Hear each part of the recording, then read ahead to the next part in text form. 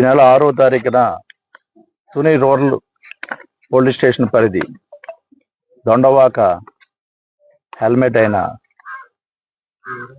CH అగ్రవారం గ్రామంలో అమ్మిరెడ్డి గారు 50 ఎకరాల పామాయిల్ తోటలో తోటమాలిగా పనిచేస్తున్న శుంకర గణేష్ వారి దంపతుల 2 సంవత్సరాల ఆడపిల్ల ఆ రోజు మధ్యాహ్నం 12 గంటలకి తోటలో ఆడుకుంటూ వాళ్ళ పెంపుడు కుక్కతో పాటు అదృశ్యం అవ్వడం, దానిపై తుని రూరల్ పోలీస్ స్టేషన్లో గర్ల్ మిస్సింగ్ కేసుగా నమోదు చేసి ఆ దర్యాప్తు భాగంగా ఆ రోజు నుండి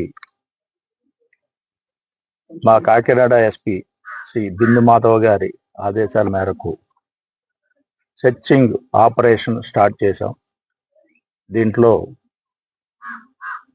పెద్దాపురం సబ్ డివిజన్ సిబ్బంది, హోంగార్డ్ నుండి డిఎస్పీ వరకు, అలాగే ANS party, QRT party, dog squad, drones, SDRF collector గారు పంపించారు. ఇన్ని టీమ్స్తోని ప్రతి అణువు జల్లెడు పెట్టి చేసినట్టుగా గాలించాము. ఆ గాలింపు చర్యల్లో ఇంకా కంటిన్యూ చేస్తున్నాము.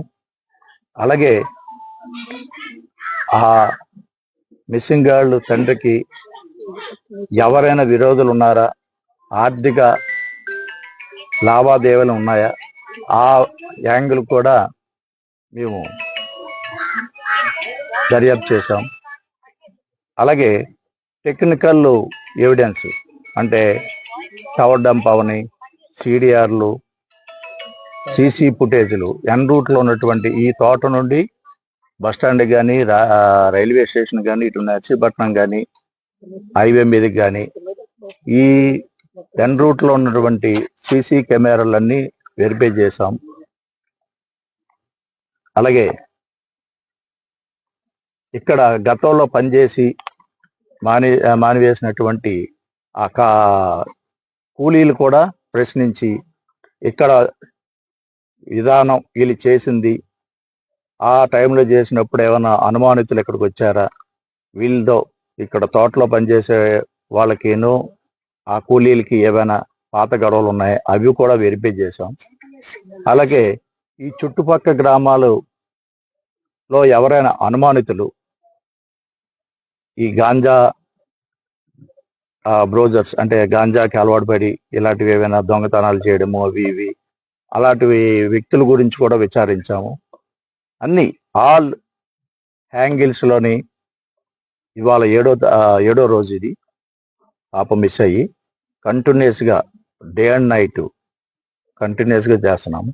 అలాగే మొన్న కూడాను డాగ్ స్కాచర్ను కూడాను తుని మున్సిపాలిటీ కమిషనర్ గారు ప్రొవైడ్ చేశారు. ఆ వాటిలో కూడా పెట్టాము.